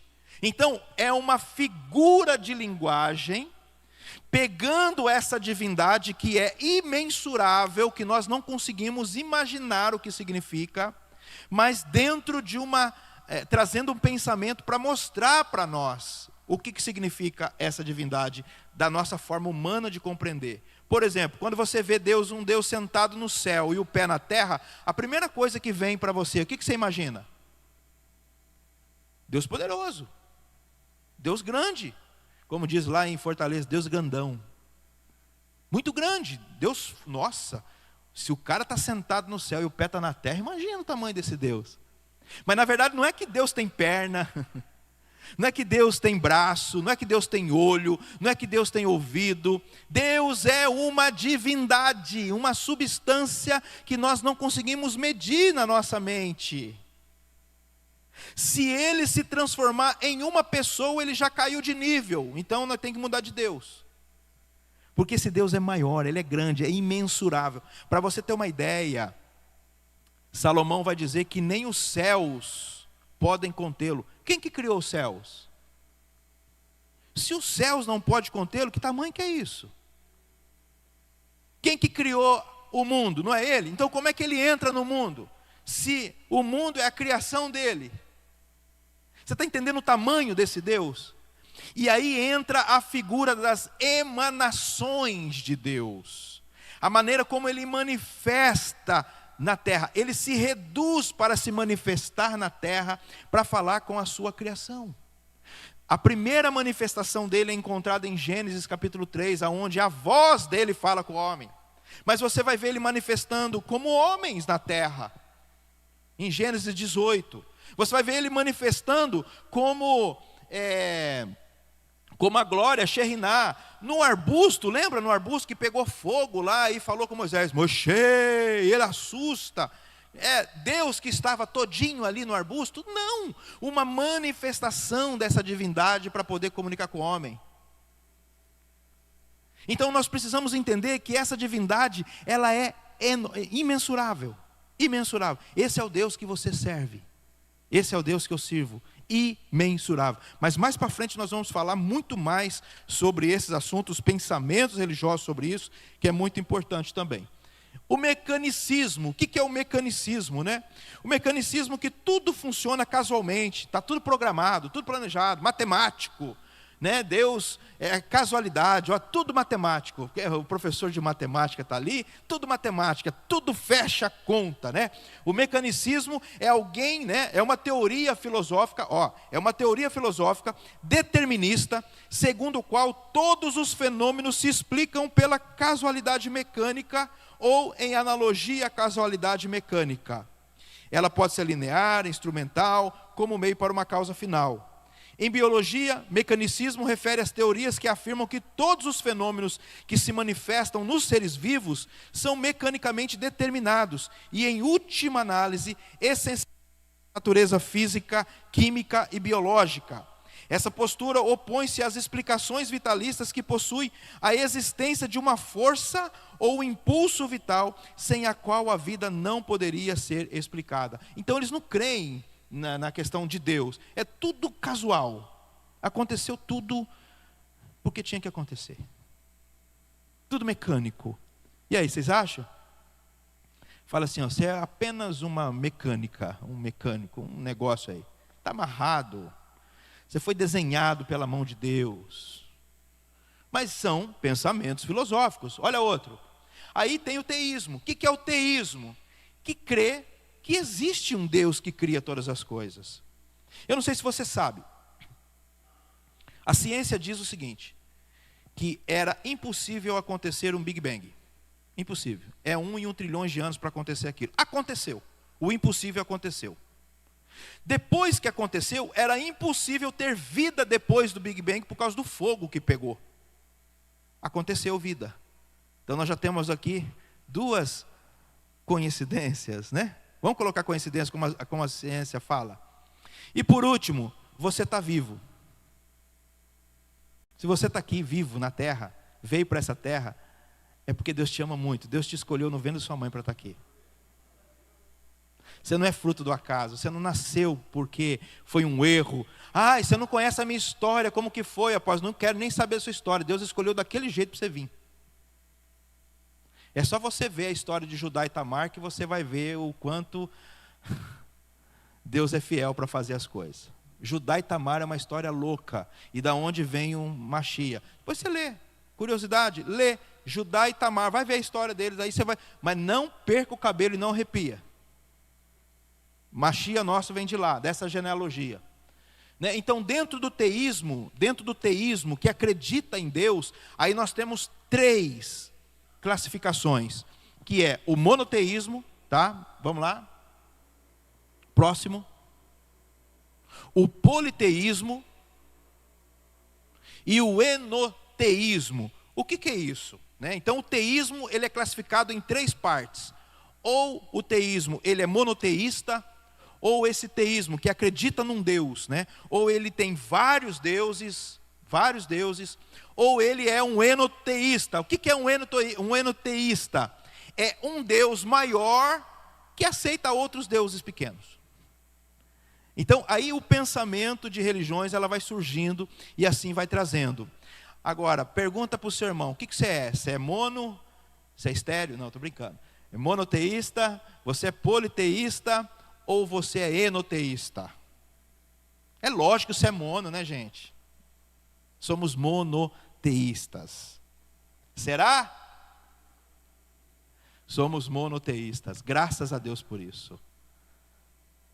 E aí vem pensamentos depois das Sagradas Escrituras. Ário vem dizer que, quando vai se discutir sobre a Trindade, e depois nós vamos entrar nesse, não hoje, né, lógico, mas nós vamos entrar nesse assunto da Trindade, sobre os 3 lados, a diversidade, a unidade, né? E a diversidade, unidade e igualdade. Nós vamos destrinchar isso daqui, para ver o que nós pensamos a respeito. Se nós somos mono, poli ou enoteísmo. O que é o enoteísmo? Um Deus maior que possui uns deuses menorzinhos, não é isso? Você sabia que Ário, ele veio com essa conversa? E qual o versículo que ele usava da Bíblia? O Pai é maior do que eu. Sabe quando Jesus fala isso? O meu Pai é maior do que eu. Então ele pegava, a igreja começou a discutir esses assuntos dentro da filosofia. O Pai é maior do que eu, dizendo assim, tem um Pai maior, eu sou menor. Na verdade não é isso. Então o fenômeno que aparece dentro das Sagradas Escrituras não é isso. Então a gente vai discutir isso depois para a gente entender. O deísmo, né? O que é o deísmo? O deísmo é muito engraçado também. O deísmo é uma posição, não é uma religião, mas sim uma posição filosófica que acredita na criação do universo por uma inteligência superior. Eles acreditam que há uma inteligência superior, que pode ser Deus ou não. Então o deísmo é assim, pode ser, eu não descarto a possibilidade de, mas também não pode. Deísmo é isso, né? Podemos ter conhecimento disso através da razão, do livre pensamento. Aí vem os filósofos estoicos, os epicureus, todo esse pessoal dizendo, em suma, o deísmo é, olha, fizeram alguma coisa aí, está aí, e só que esse cara que fez, seja Deus, ou seja uma inteligência artificial, alguma coisa fez aí. A questão é que ele não se importa com ninguém. Está aí, fez, não tem ética, não tem moral, você pode viver do seu jeito, ele não está nem aí, não está preocupado com nada que acontece na terra. Isso é deísmo. É uma inteligência que criou, ou pode ser até um Deus, ou outros deuses, ou vários deuses que criaram, mas ele assim, só criou. E aí virou as costas e falou assim, vivam aí. Pensamentos. Continua. Panteísmo. O que é pan? Pan é todo lugar. Todo lugar é Deus. Tudo é Deus. Panteísmo é isso. A árvore é Deus. As estrelas, isso é Deus. O animal, a raposinha que passa, olha Deus.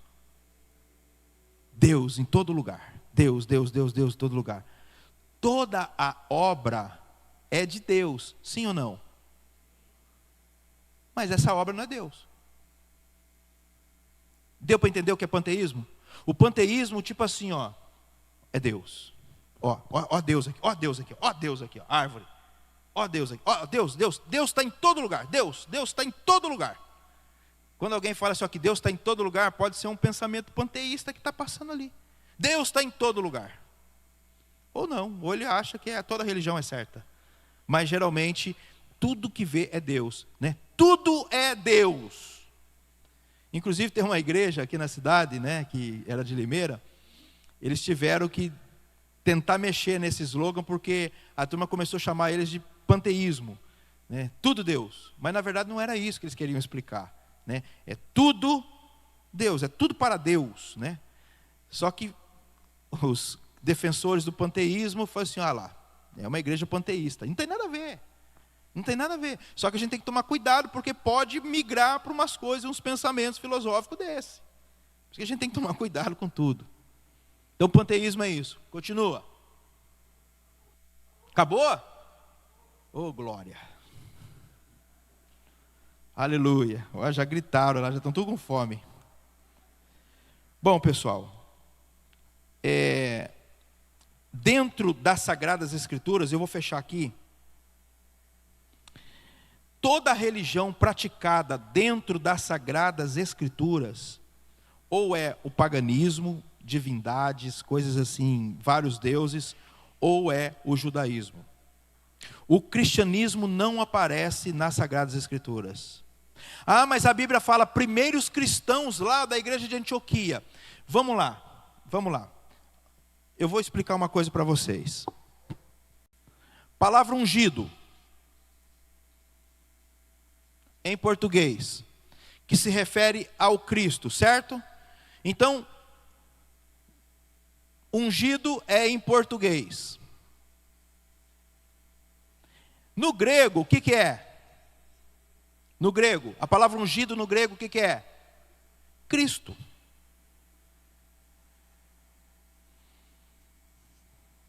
E no hebraico? Hã? E no hebraico? Mashiach.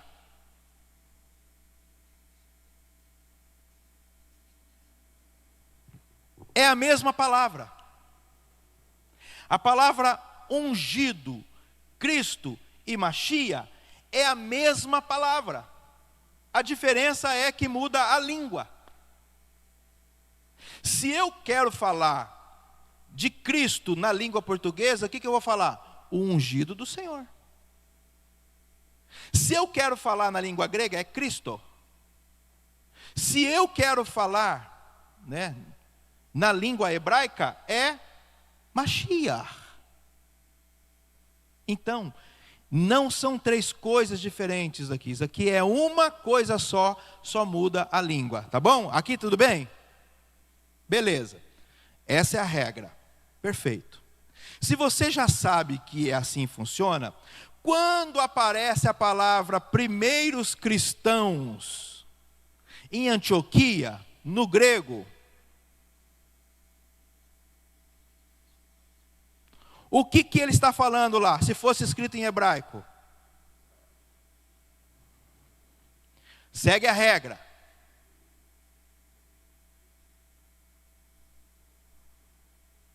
Messiânicos.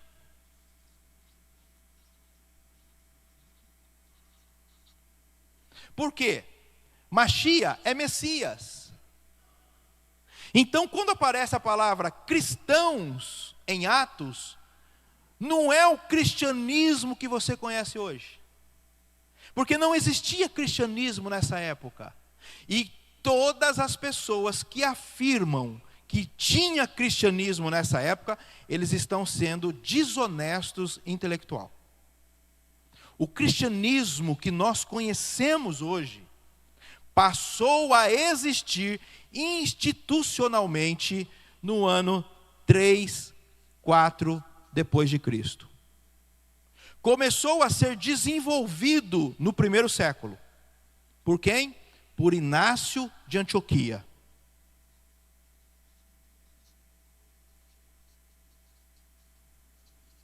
Em que ano? 98 depois de Cristo. Para ser mais específico. A última carta que foi escrita, possivelmente Apocalipse, eu não lembro mais ou menos qual é a data, datada dela, mas deve ser em 90 alguma coisa.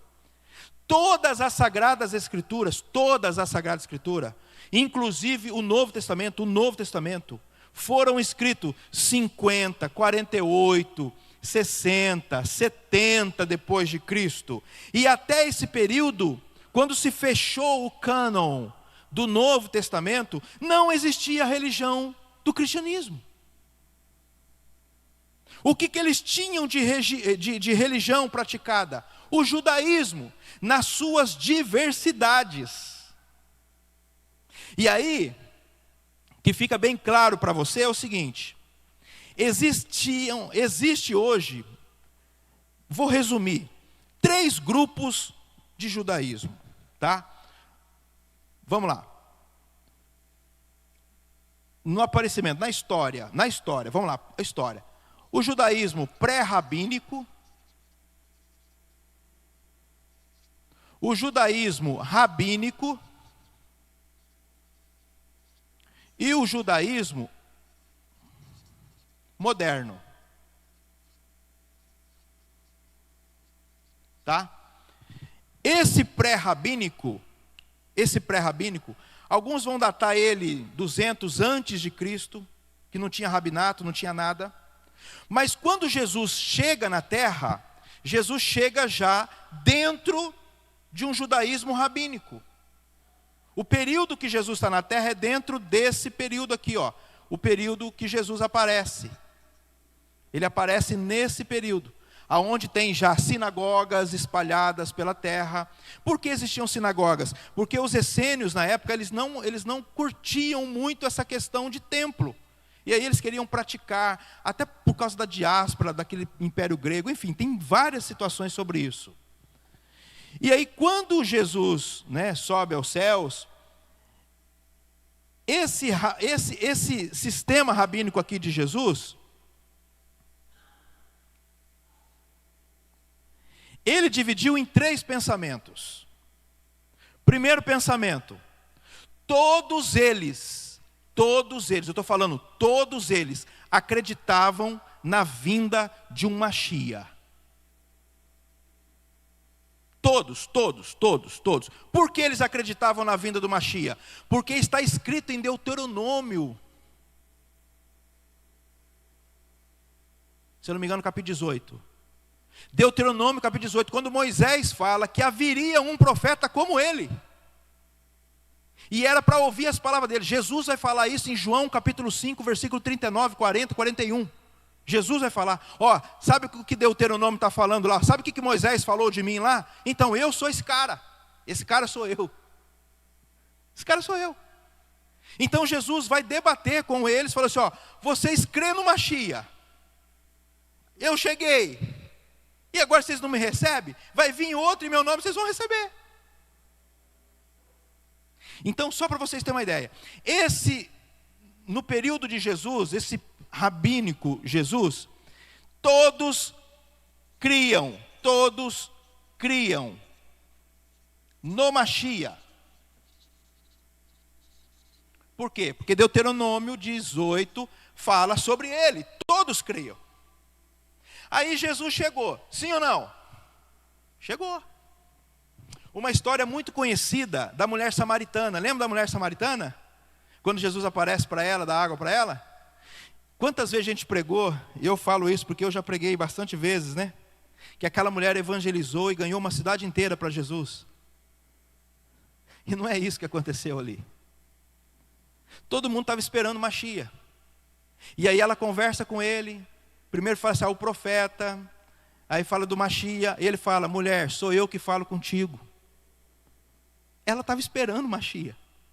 Na verdade, não só ela. Todos os judeus estavam esperando pelo Machia. O que ela faz? Ela sai rasgando lá para a cidade e fala, lembra? Deuteronômio 18. Que haveria um Machia. O Messias viria. Ele chegou. O que acontece? Uma pessoa que está esperando.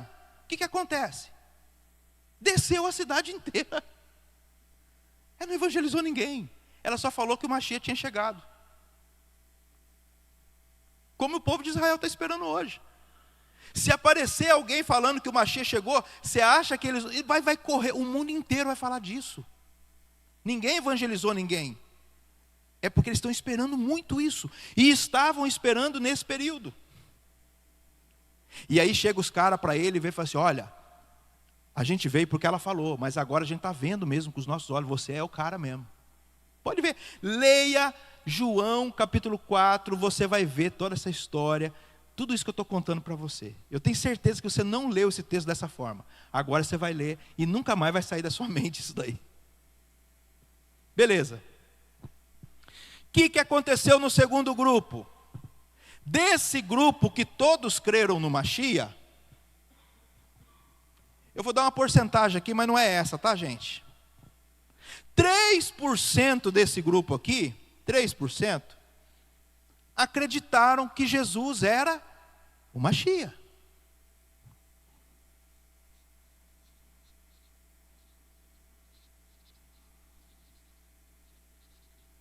Então, tudo isso daqui, acreditavam que viria o Machia.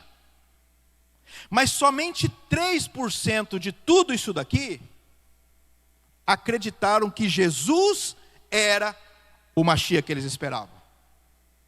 E muitos judeus se juntaram a eles, nessa proporção. Ok? Foi os discípulos, e aí ficou uma briga entre esses que não acreditaram, com esses que acreditaram. O cristianismo vai chamar esse grupo aqui de cristãos.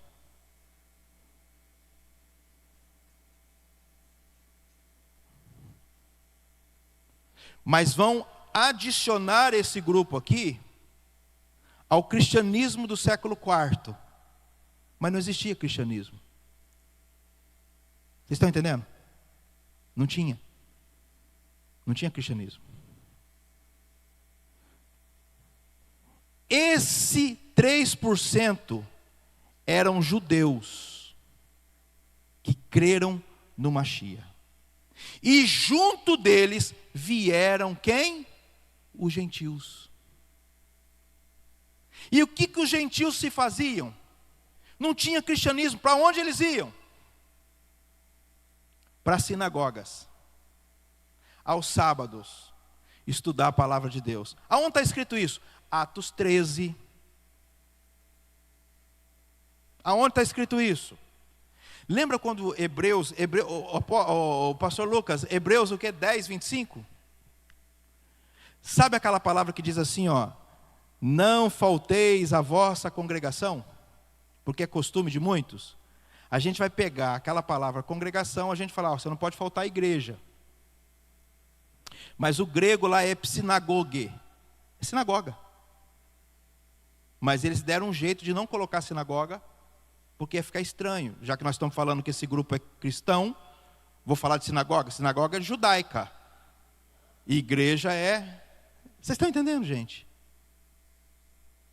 E por último, hoje, existe dentro do judaísmo um outro grupo. Esse grupo, que é desse mesmo aqui, já no judaísmo moderno, algumas pessoas estão se convertendo a Mashiach, eles estão entendendo. Você sabe por quê? Olha que vergonha para nós. A igreja, o cristianismo, começou a pregar que Jesus aboliu a lei. Então os judeus ficaram revoltados porque eles não concordam com isso. Não queriam nem ouvir o Novo Testamento. Mas depois alguns judeus começaram a se converter e mostrar que não. E quando eles foram ler o Novo Testamento, e eles conhecem de cultura, de costume, eles falaram assim, nossa, mas esse Jesus aqui está bem judeu. Esse Jesus aqui não tem nada a ver com cristão, não. Esse Jesus aqui é, olha aqui. E começaram a se converter, se converter, se converter. Só que muitos deles ainda não acreditam que Jesus é o Mashiach, mas não acreditam que Jesus é Deus. Então nós temos 3 grupos. Estes até acreditam que Jesus é o Mashiach, mas não acreditam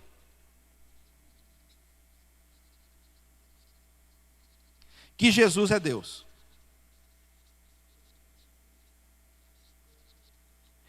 Desse grupo de Jesus, que creram no Evangelho, são chamados de judeus messiânicos nazarenos, porque eles creem em Jesus de Nazaré, e este grupo crê como nós cremos, que Jesus é Deus. São judeus, são discípulos de Jesus, e depois nós vamos falar dessa história com muito mais afinco, e acreditam que Jesus é Deus. Está acontecendo um movimento enorme no mundo. No mundo,